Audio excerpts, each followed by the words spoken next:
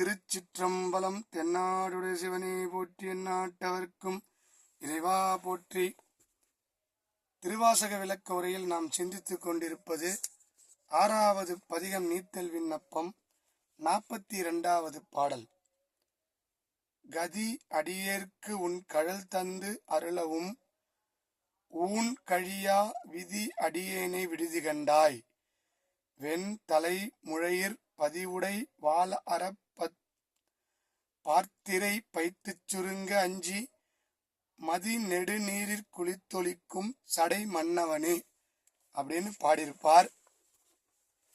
இந்த என்னுடைய கதி அடியேற்கு உன் கழல் தந்தாய், உன்னுடைய காட்சியை நான் கண்ட பிறகும் இந்த அடியேனை இந்த உடம்புக்குள்ளே வைத்துக்கொண்டு என்னுடைய உயிர், என்னுடைய ஆன்மாவை உன் திருவடியிலே சேராமல் இந்த உடம்பிலே, இந்த ஊனிலே, இந்த உடல் நோய் மற்றும் பல துன்பங்களை நான் அனுபவிக்கிறேன்ப்பா. இது என்னோட விதியோ, அந்த விதியா என் அடியானை விட்டுட்டு போயிடாதப்பா, என்னோட விதின்னு நான் நினைக்கிறேன்.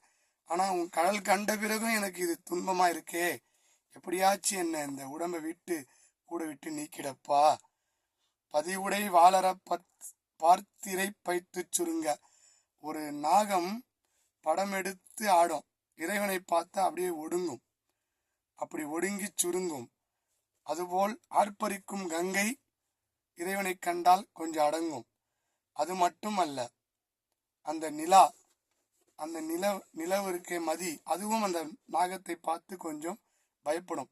இப்படி அனைத்தையுமே தன் தலையிலே சூடிக்கொண்டிருக்கின்ற இறைவனே, சடை மன்னவனே, பெரிய ஆர்ப்பரித்தோட அந்த கங்கையை வச்சிருக்கிற, குளுமையான நிலவை வச்சிருக்கிற மதிசூடிய மன்னவனே, சடையிலே கங்கை தரித்தவனே, அந்த நாகத்தை சுருட்டி அதை அடக்கி வச்சிருக்கிற, இப்படி எல்லாத்தையும் அடக்கியிருக்க என் மனத்தை அடக்கி என்னை உனக்குள்ள உன் திருவடிக்குள்ள என்னை ஐக்கியமாக்கிடப்பா, என்னை விட்டுட்டு போயிடாதப்பா அப்படின்னு உருகி வென்றார்.